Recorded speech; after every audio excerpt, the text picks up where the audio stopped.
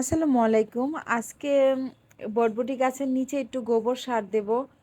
গোবরগুলো একজনের কাছ থেকে নিয়ে আসছি। 2টা গাছে বরবটি শুকাইছি, কারণ আমি এখানে একটা বরবটি গাছ লাগাইছিলাম। একটা গাছ লাগাইলে কি হয় বলেন? দুইটা দুইটা করে হয়, দুইটা দুইটা করে তো আর ভাজিও করা যায় না, তরকারিও রান্না করা যায় না।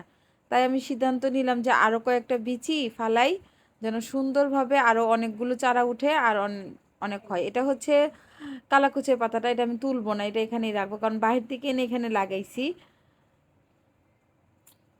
এইভাবে অল্প একটু খনন করে নিয়ে লাগাইলে কি হয় জানেন, অনেক সুন্দর গাছগুলো গ্রোথ বাড়ে। তো আমি এখন গোবরগুলো দিতেছি, আপনারা ইচ্ছে করলে এভাবে করবেন। এভাবে করলে গাছের পুষ্টিগুণ ভালো হয়, শিকড়ে পায়, আর গাছ সুন্দর সতেজ থাকে। এটা হচ্ছে লাল লাল বটবটির চারা।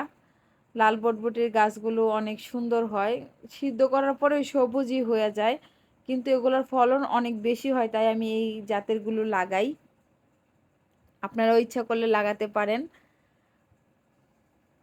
আমি টুকটাক কাজগুলো করি বাড়িতে, নিজের কাজের পাশাপাশি, সংসারের কাজের পাশাপাশি। যদি আপনাদের ভালো লাগে তাহলে অবশ্যই লাইক দিয়ে যাবেন আর আমার পাশে থাকবেন।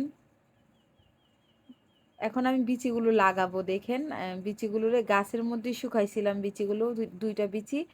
এই যে এটা এখন পারতেছি, পারার পরে এই যে দেখেন আমি আস্তে আস্তে বিচিগুলোর এখন দিয়ে দেবো এখানে।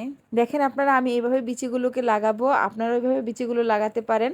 আর বাড়ির আঙিনায় যতটুকু খালি জায়গা আছে, আপনারা ইচ্ছা করলে, আমি কিন্তু আমার পুরো বাড়িতে বালি, হ্যাঁ, আমি কিন্তু যেতটুকু জায়গায় গাছ লাগাই এতটুকু জায়গাতেই সুন্দর করে একটু গোবর সার, একটু মাটি জোগাড় করে নিয়ে আমি আর কি বীজগুলো বপন করি, চারাগুলো উঠে।